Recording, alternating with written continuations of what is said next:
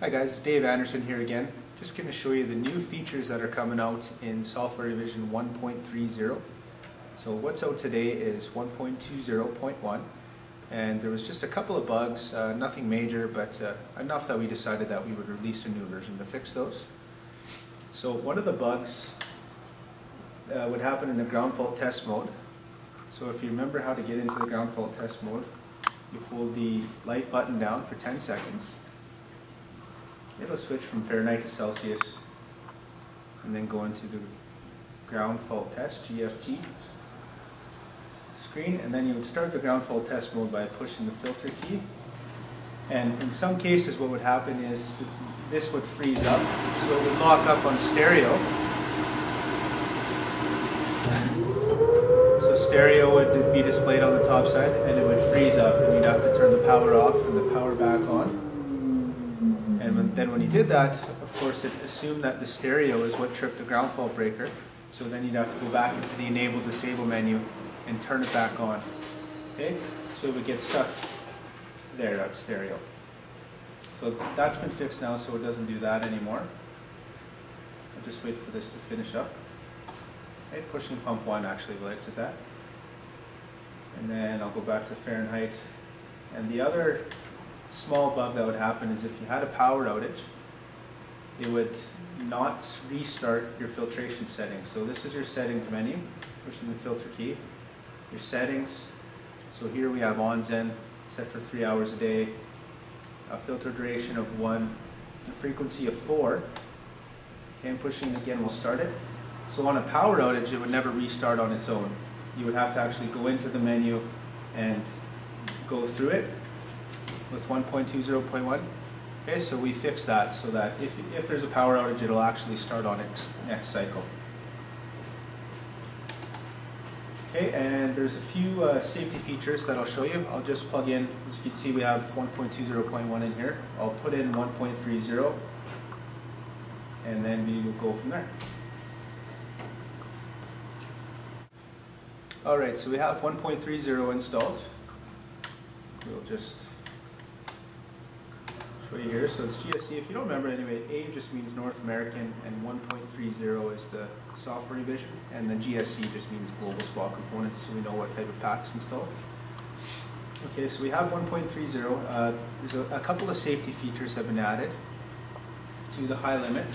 So the high limit probe is attached to the heater, and it's watching the temperature of the water in the heater barrel, and if that gets to 119 degrees Fahrenheit, it'll cut out the power to the heater. Okay, so that's the protection there. But what we found is there's been a couple cases of dry fires, so where the heater turned on when there wasn't water moving past the heater element. FLO, or the flow switch, is supposed to stop that, but if it's set incorrectly or if it's stuck closed, sometimes it doesn't catch that and it turns the heater on. So what we did, we did a couple things. So we added, there used to be in 1.20.1, when the spa was calling for heat, sorry,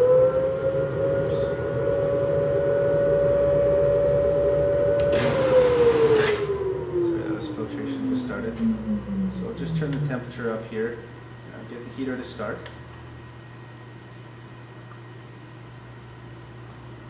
And there's a 20-second delay from when the pump turns on to heat to when the heater actually kicks in. So on 1.30, we changed that from a 20-second delay to a 60-second delay. So now when it calls for heat, like it's calling now, the pump's going to come on low speed, and it's going to cycle water through the heater for 60 seconds instead of 20. Yeah, that's just we just increased that time to make sure there's adequate water flow past the heater. Okay, and the other thing is, once the heater kicks on, is we've added an algorithm to the high limit probe. So now it's measuring the temperature of the water like it always was, but before all it did was at 119 it would cut out the heater. Now what it does is if it's heating up too quickly, it'll also cut out the heater. Okay, so that will stop it from below. So our heater just kicked in, went on solid there. I just have a high limit tester. So this is just going to simulate the high limit probe heating up too fast. Okay, so what will happen if you watch this screen is you'll get a OTH error. So that means over temp of the heater. Then it's going to cut out the heater and do a cool down. So if it heats up too quickly, you see we've got OTH and it cut out the heater. And that was just because it went too quickly. So if there was proper water flow moving past the heater, the high limit probe would never get that hot that fast. Okay, so it would take a lot longer to heat up because there would be adequate water flow. So when it heats up too quickly, it's going to cut out the heater. It's going to do a cool down of a minute. So that's in every time the heater shuts off, the pump always runs for an extra minute to cool down the heating element. Okay, and then the pump is going to shut off for 5 seconds. So what it's doing there is just doing a test of the flow switch to make sure that the flow, when the pump shuts off, that the flow switch actually opens. Okay, we're assuming that if the heaters come on and the high limit probe is heating up that fast, that there isn't adequate water flow past the heater, and the flow switch is actually more than likely stuck closed, okay, improperly adjusted or stuck closed. So at the end of this minute, the pump will just shut off for 5 seconds, and it's just checking to make sure that the flow switch is going to open when the pump is off, and then it's going to turn the pump back on, and it will close, and then it will just heat like normal. Alright, today is April 10th. This firmware 1.30 has now been embedded in the app and submitted to the App Store. So anybody who already has the Arctic Spas app, the new firmware will be inside of it. Okay, so then you'll just connect to the spa like normal, launch the app, make sure that you're connected here, which we are, and then go to your settings menu and your firmware upgrade.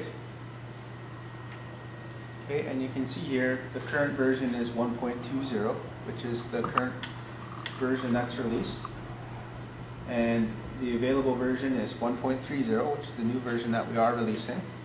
So when you want to update it, you just click update, and then as long as you're connected, that will begin. And you can see here 0.1%, 0.2%, and there's a status bar. Now, it says here that it could take up to an hour. It is wirelessly, it depends on the connection and how fast. It usually takes about 25 minutes or so. Okay. What I would suggest, I mean, you can go out and in, that's okay. When you're back on this screen, you can see there's a status bar on the bottom. So you can be using the spa while this is happening, but you don't want to let it go to sleep necessarily. So what I would suggest is go out of the app, go to your settings menu. Okay, then we're going to go to general, and you'll see here auto lock. Auto lock is what puts your phone to sleep when there's no buttons being pushed. So I would set that, it's probably going to be set at 2 minutes or something like that. I would set that to never. Okay, and then you know that your phone's not going to go to sleep while it's updating. So we'll set that to never. We'll go back to the app.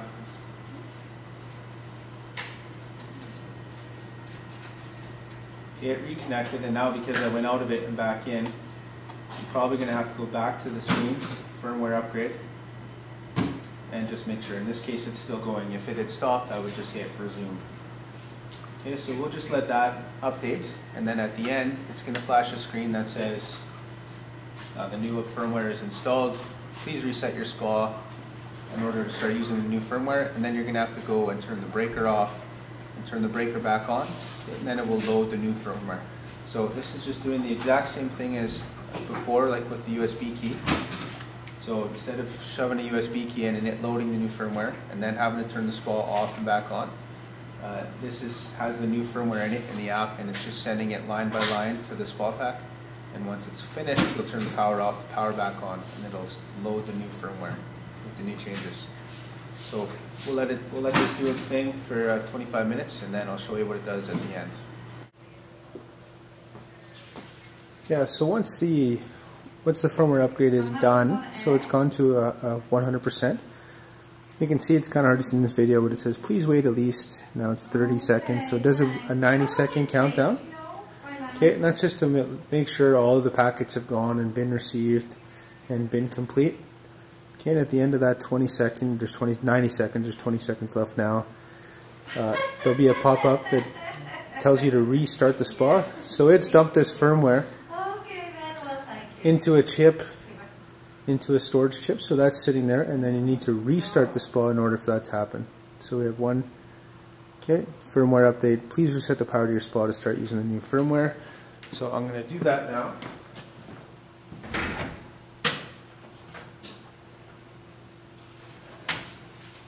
Hi Jody, that class up to Davey could not go out for some reason. They don't know why. So it's good. Okay, so I've powered down and powered back on, and it'll be, you can see the top side here. Oh my god. It's now loading the new firmware. Okay, it doesn't matter how much it costs.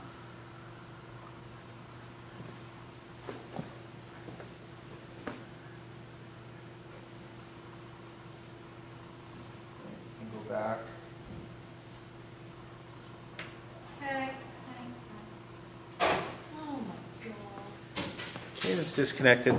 This part of what take is away. There you go. And it's got 1.30 installed.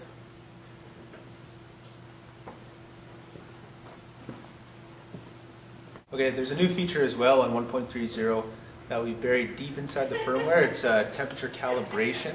So there's been a couple complaints from the field that we haven't been able to reproduce here, but the complaint is that the spa says it's at 104 degrees, okay, and it's actually at, say, 102. So you've measured it with a different thermometer and it says it's 102, so we want to adjust it by, for example, 2 degrees.